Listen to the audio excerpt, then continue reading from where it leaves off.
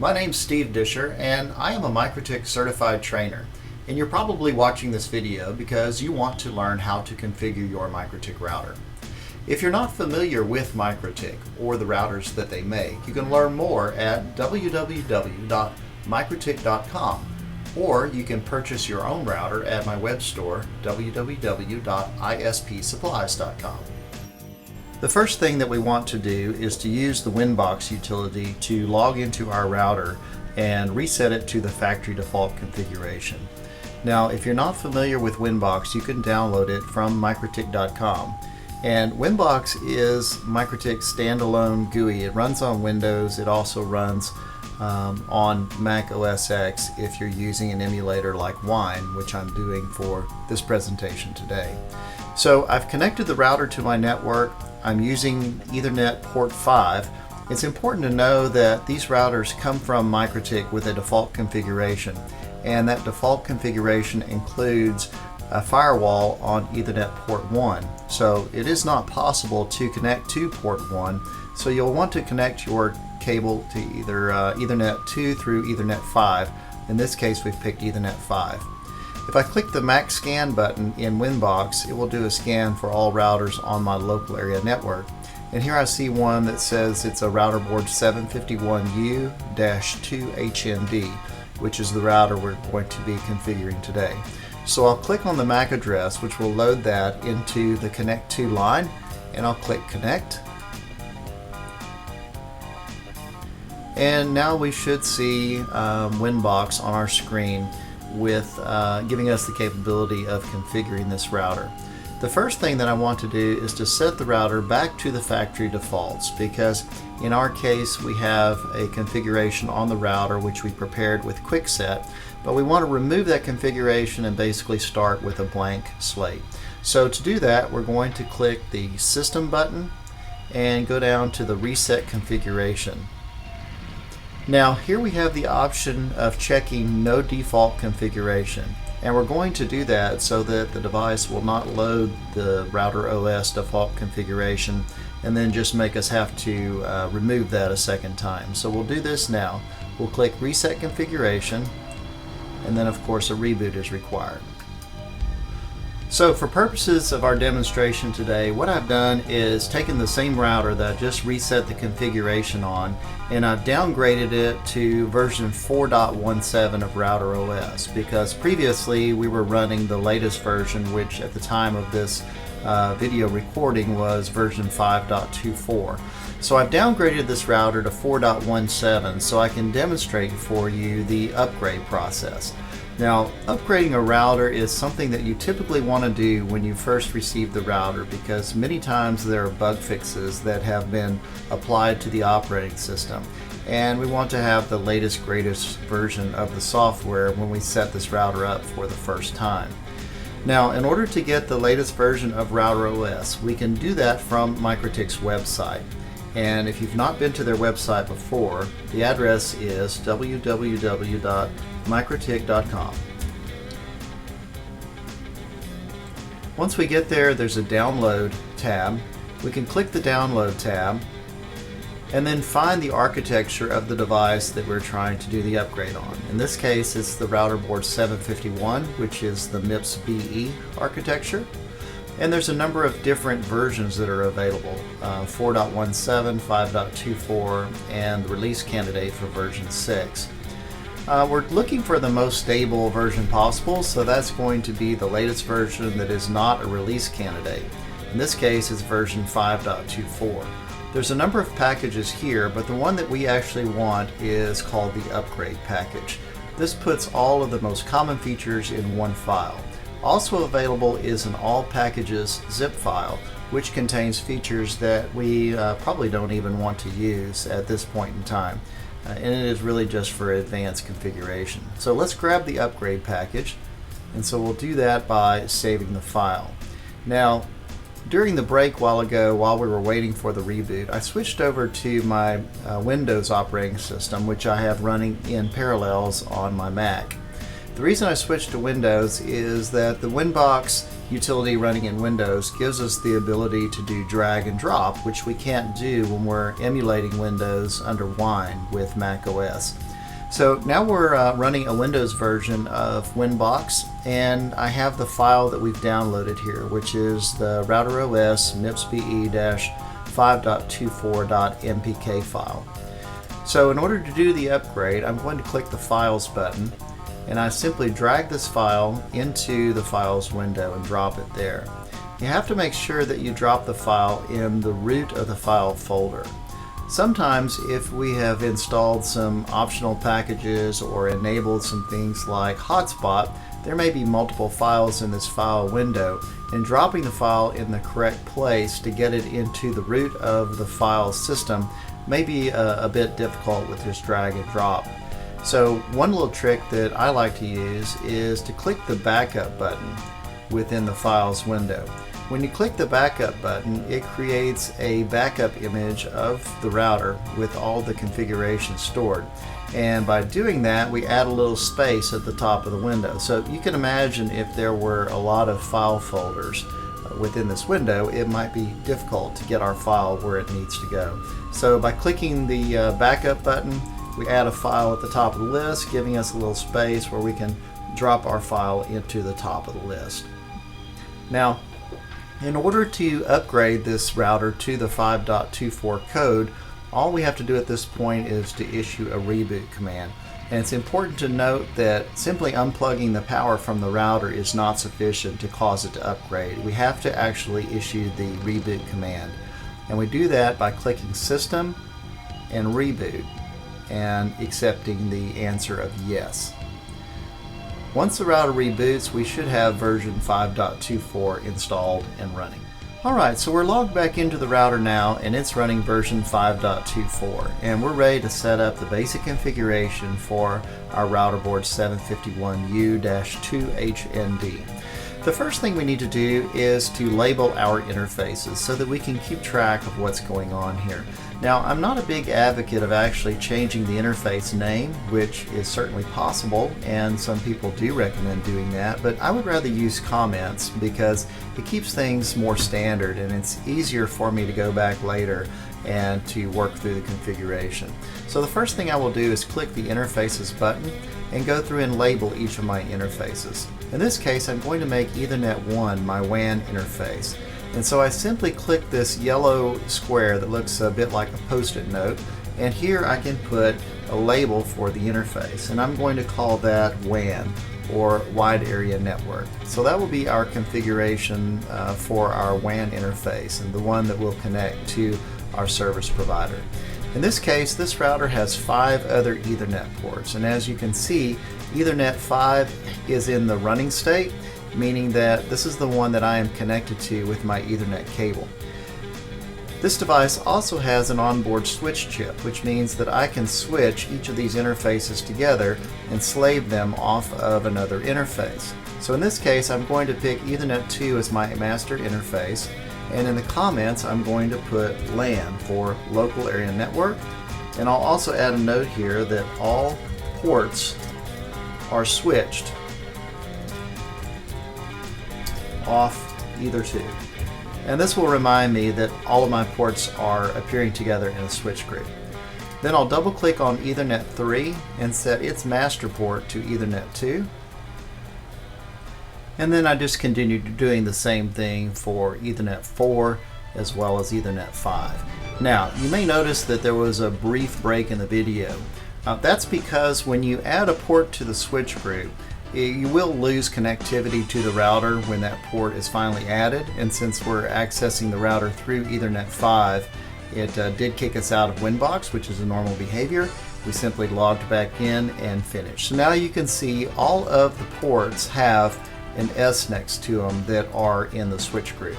This means that all traffic that appears on Ethernet 2 will also be available on ports 3, 4, and 5. So we've basically just created a small 4-port switch.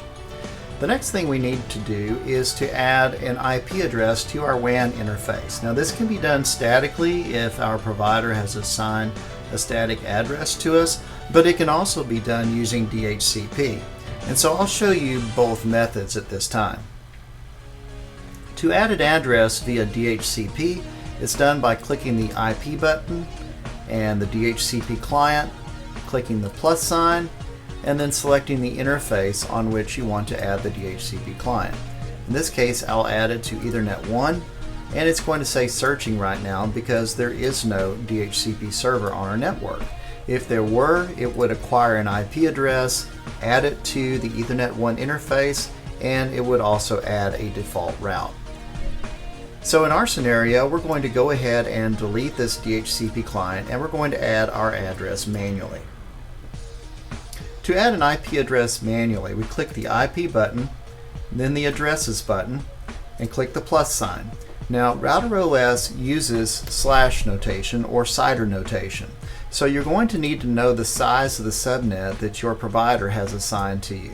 In this case, we're going to use the IP address they've assigned us, which is 216.81.35.2/24, because our address is on a Class C subnet. Under Interfaces, we're going to select Ethernet 1, which is the default, and at this point it is not necessary to fill in the network, and in fact I recommend that you don't fill in the network statement because you may make a mistake.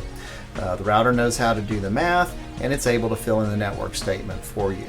At this point we can either hit Apply so we can see the result of our changes, or we could simply hit OK. And now we have an IP address that is bound to our Ethernet 1 interface. The second thing we're going to need to do to get this router working is to add a default route. So in this case, I will once again click the IP button, but I'll go down to Routes. You'll see there's already a route there, which is the connected route that is added by the router itself when we added that IP address. In this case, I'll click the plus sign and I'll put in my default route. All zeros /0 designates the default route destination, so all we need to do is click on the gateway blank and put in the address of our gateway, which is 216.81.35.1. Again, this is assigned to us by our provider, and we do not want to fill in any other information for the default route.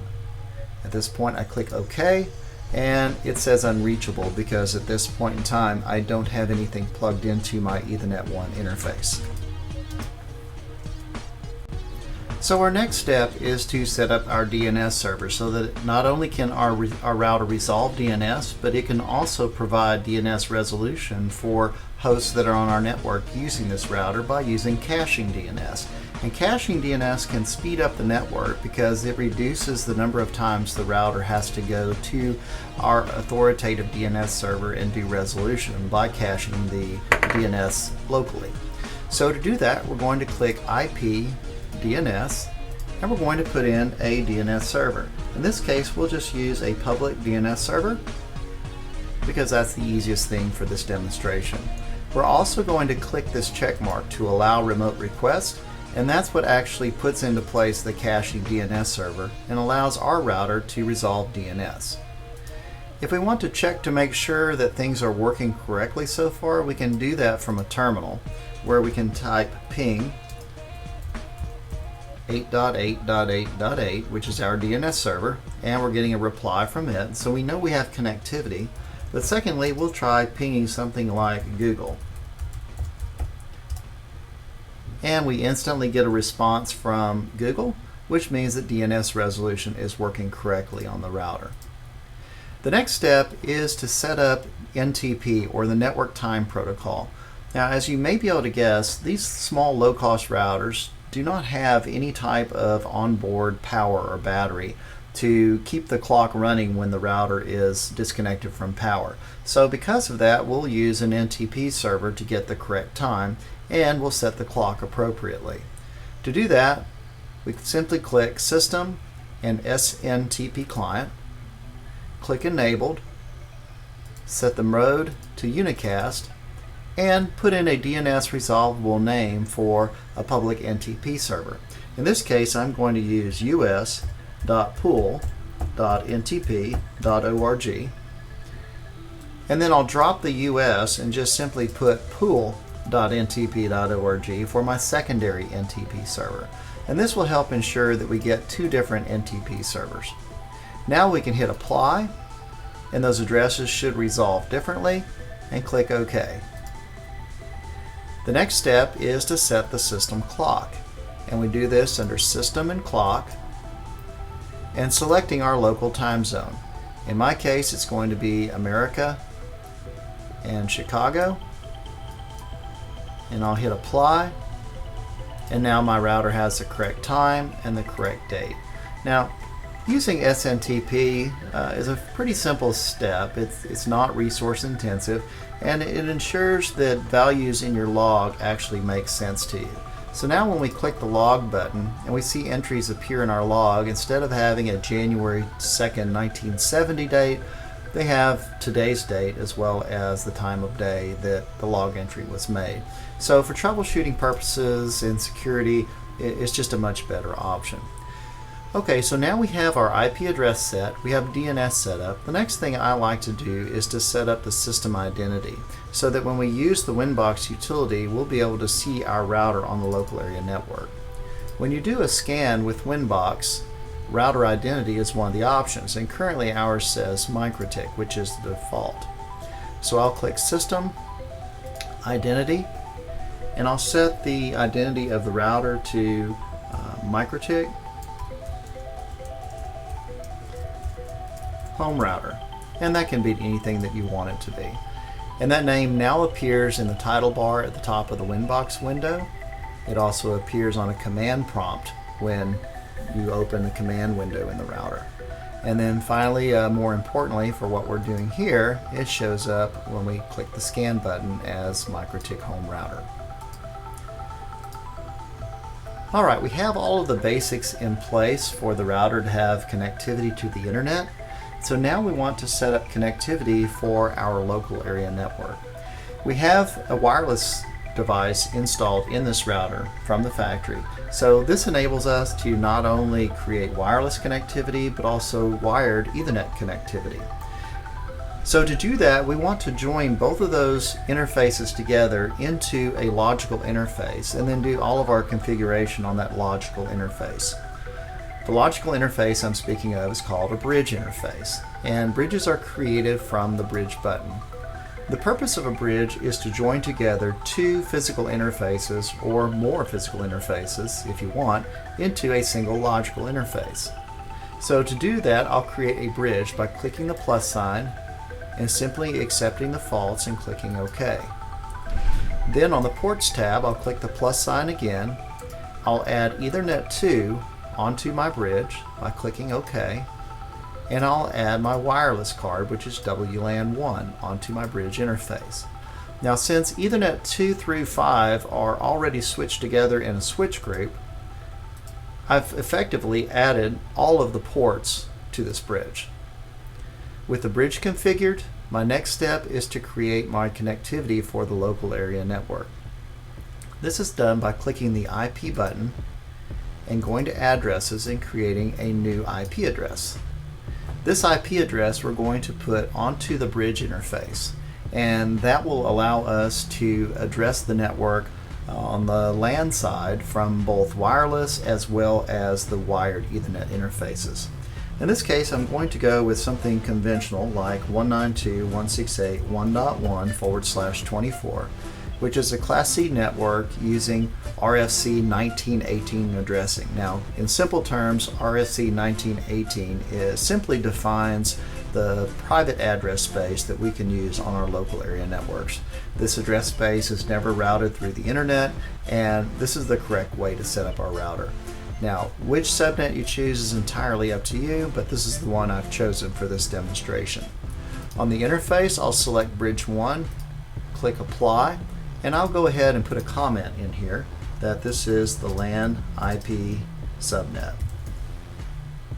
I'll hit OK, and it appears there. Alright, so we've got an IP address on our bridge interface. The next step is to create a DHCP server, which is really simple in Router OS. To do that, I'll click the IP button and DHCP server, and on the DHCP tab you'll notice there's a DHCP setup button. Click the button, we select the interface on which we want to run DHCP server. In this case, we'll put it on the bridge interface. We click Next, and we can accept the defaults from here forward. Now, your DNS server does need to be a real DNS server. In this case, we're going to make a little change here, and we're going to put in our IP address of our router itself on the local area network. The reason is this is the DNS server that will be given to computers that are connected to this router. And since we have caching DNS turned on, we're actually going to tell our host on the network that our router is their DNS server, and that will make the caching DNS work properly for us. We hit next and just accept the defaults, and DHCP setup has completed successfully.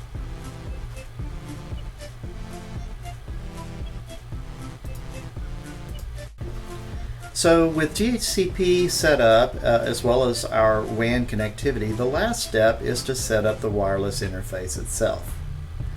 The wireless features in Router OS are really powerful, and because of that it can be a bit overwhelming sometimes. So I'm going to show you the things that you need to set up, and we won't go into all of the advanced options that probably aren't necessary for your setup. So to get to the wireless interface, you may have noticed I click the wireless button, and there we see the wireless interface, and I'm going to click the check mark which will enable that interface. Next, I'll double click the interface itself to bring up its properties, and I'll go to the wireless tab. And one thing you may notice here is this advanced mode button, which is a toggle button. If we click advanced mode, we get a lot more features, many of which we may not even need. But since this is a more advanced video, we'll go ahead and work in advanced mode. The first step is to set the router to AP bridge mode. This is the access point mode that will allow it to support multiple stations. Next, we're going to set the band on 2 GHz B, G, or N so we can support the widest range of our users. Channel width we'll leave at 20 because we're supporting laptops, and 20 MHz is the standard channel width. Now for the frequency, we have a little bit of flexibility here. What I'm going to recommend is that you use something called dynamic frequency selection, or DFS mode. And we're going to set DFS mode to no radar detect. What this will do is once this interface is enabled or the router boots up, it will scan for frequencies looking for one that has the least amount of interference and traffic on it. Once it finds that frequency, it'll lock in and work like an auto channel mode. The next thing we'll set is our SSID, which is what we're broadcasting wirelessly for clients to associate with. In this case, I'll just set it to my home router. Next is the wireless protocol. We need to set that to 802.11 to support our laptops. And that's all we're going to change at this point because we need security, but that's actually created in another place. The next thing we'll do is click on the HT tab and make sure all 4 chains are selected.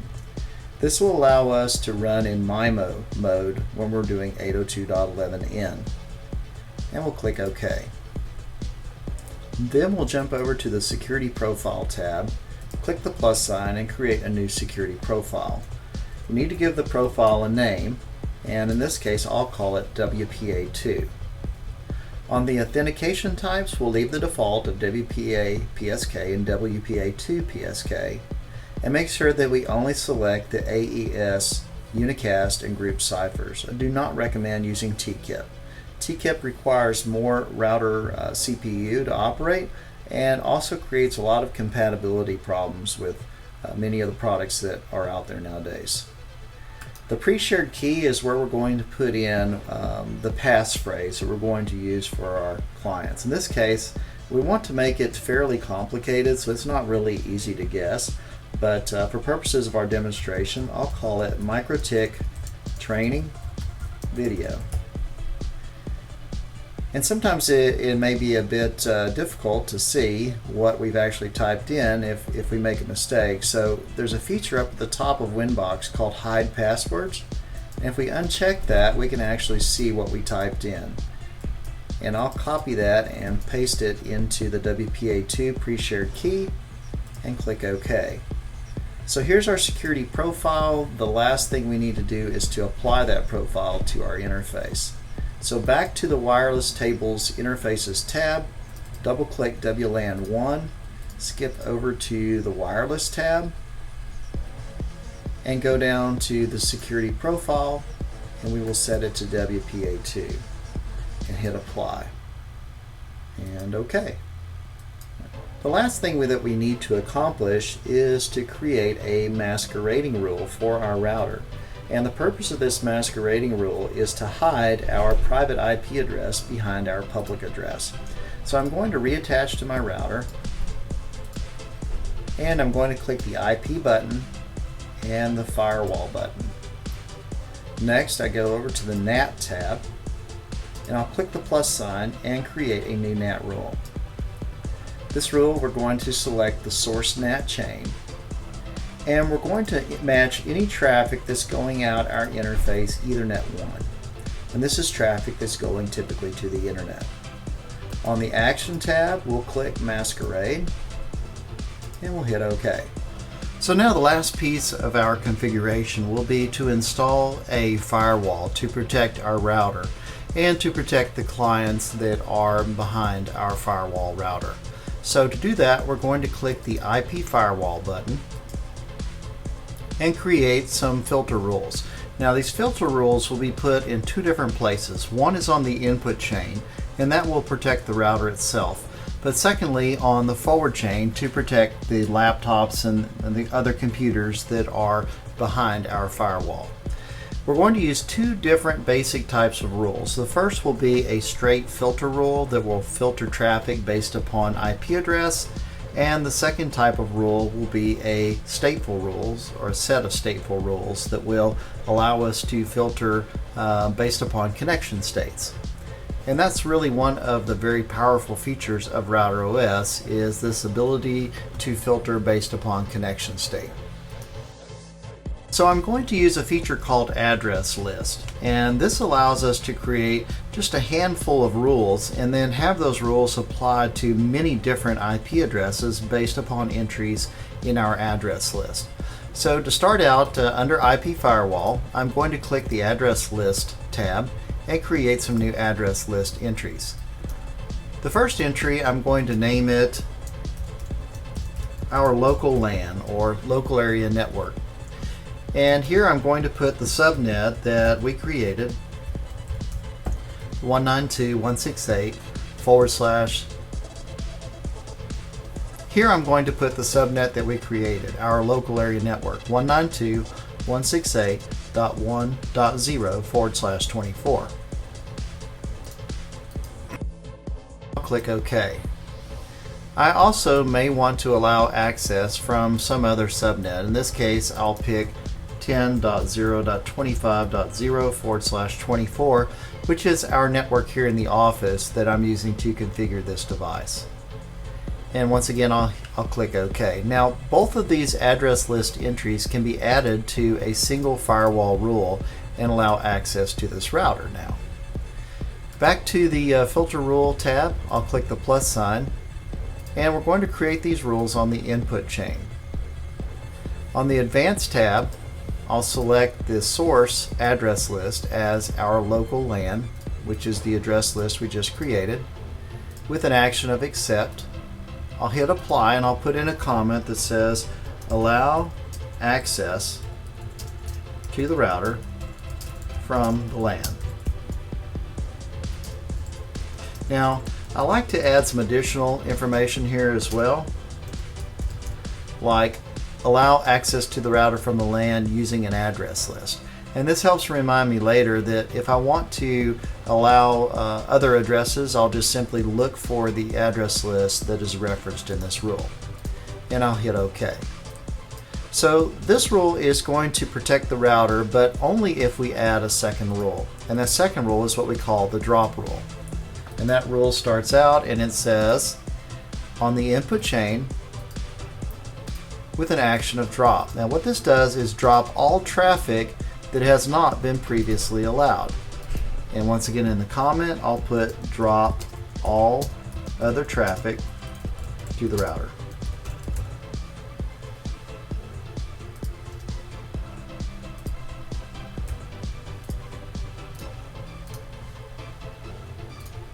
So now a quick review of what these two rules are accomplishing for us. And remember that the firewall rules are processed in order within the chain. So the first rule that matches is the one that will actually process the packet that's entering the firewall. The first one says on the input chain, that is traffic going to the router itself, if the source IP address appears on a list called our local LAN, we will accept that traffic. And remember, our address list contains the IP addresses for our local area network, plus any other addresses that we feel like are safe IP addresses. The second rule in the chain says everything else coming into the router itself, drop that traffic. Now we can see that the first rule is accepting most of our traffic because the packet counters are incrementing rather substantially as we're just simply configuring the router. And if we reset all of the packet counters by clicking the Reset All Counters button, we see that most of the traffic is hitting our first rule. In fact, we aren't dropping any traffic right now at all. So the first two rules, again, are on the input chain, and they are simply to protect the router itself. Now we're going to create rules that will protect the clients that are behind our firewall. All of these rules are going to be done in the forward chain. That's where packets will flow that are going to our local area network through the router. Secondly, we're going to use rules with connection states. And connection states are one of the things that makes RouterOS's firewall facility so powerful. States allow you to look at the state of packets and connections that are flowing through the router and make decisions based upon those states. And it is, again, a very powerful way to create a stateful firewall. So the first rule we're going to create is going to be on the forward chain. And we're going to say that if a connection is a new connection, and if it comes in our local area network interface, which is our bridge interface, we're going to accept those connections. And again, we'll add a comment.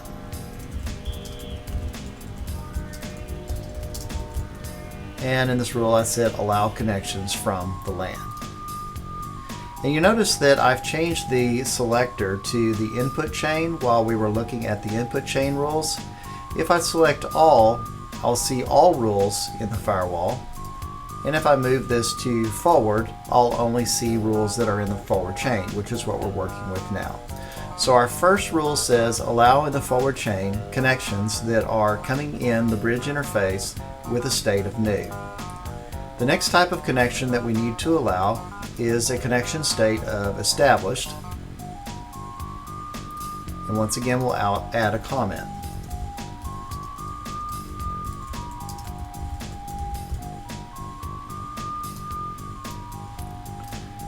The next type of connection state that we want to allow is related. This will allow protocols like FTP to work properly.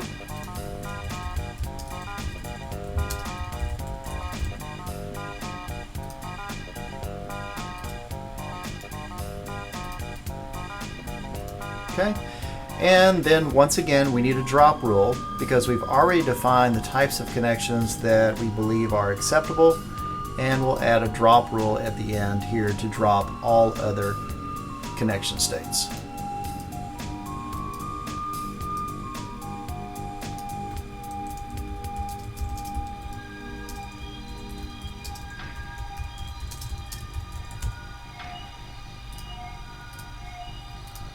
And that is our very basic firewall.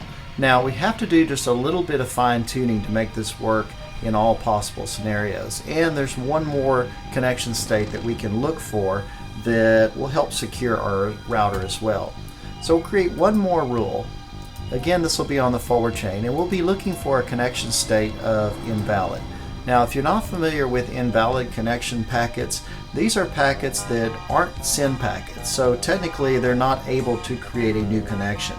But they're also packets that are not part of an existing source and destination address or port combination that we currently have in our connection tracking table. So they're kind of oddball packets, if you will. And there's really no reason to allow invalid packets, so we're going to go ahead and just drop those. And once again, we'll comment that as well.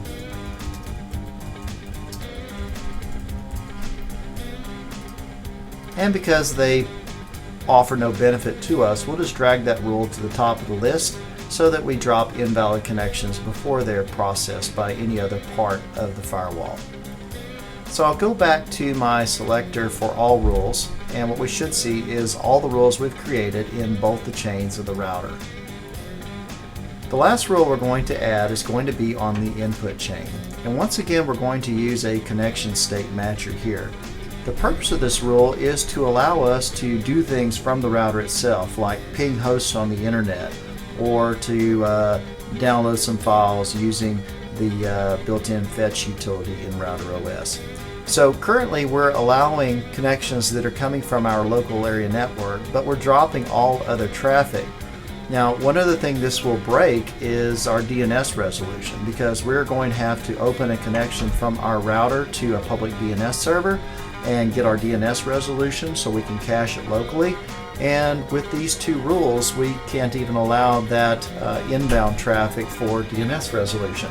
So to do that, once again, we're going to use connection states. So I'll create a new firewall rule on the input chain, and we'll look for connection state of established.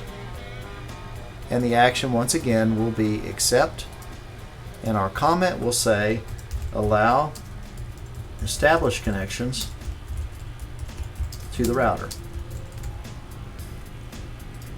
And I'll hit apply. There's one other trick that I'll show you here, and that is the ability to copy rules. So I'll just copy this rule, which copies the comments and all, and the connection state I'll change to related. This will allow an FTP client, if we had one on the router, to work properly as well. The last thing we'll want to do is to change the comment on our rule that we copied, and I'll just simply change that to related. Hit OK. And then finally, to move our drop rule all the way down to the bottom of the list. So, quick review of our rules. First, the input chain rules. The first one says allow on the input chain a source address of our local LAN with an action of accept. The second rule says on the input chain, if the connection state is established, we will accept that. The next rule says if the connection state is related, we'll accept that. And the last rule in the input chain says all other traffic, drop it. And then quick review of our forward rules. The first one says drop on the forward chain a connection state of invalid. Allow connections in a state of new if they come from our bridge interface, which is our local area network interface. Allow established connections on the forward chain. Allow related connections on the forward chain. And then finally, drop all other connections on the forward chain. And that's it. You have a very functional firewall with only 9 different rules, and we're protecting both the router itself as well as our clients behind the router. Now, one other note that I'll make for you, and that is that when you're adding these drop rules, you may actually lose connectivity to the router if you've written the rule incorrectly. So one way to protect yourself is to use something called safe mode, which is this button here at the top of Winbox. So when you click safe mode, any changes that you make to the router will be lost if you crash out of the router or you disconnect from it. So add all of your rules in safe mode. Once all the drop rules are in place, simply launch a new terminal. Make sure you still have connectivity to the router. If you do, uncheck safe mode and all your settings will be saved. So that's it. That's all you need to do to set up a RouterOS device with both wireless and wired connections, to put into place a masquerade rule, and to create a very functional, stateful firewall. So I appreciate you joining us today. Hopefully you learned something about RouterOS, and I would encourage you to check out our YouTube channel, ispsupplies.com, or learnmikrotik.com. Thanks a lot. Have a great day.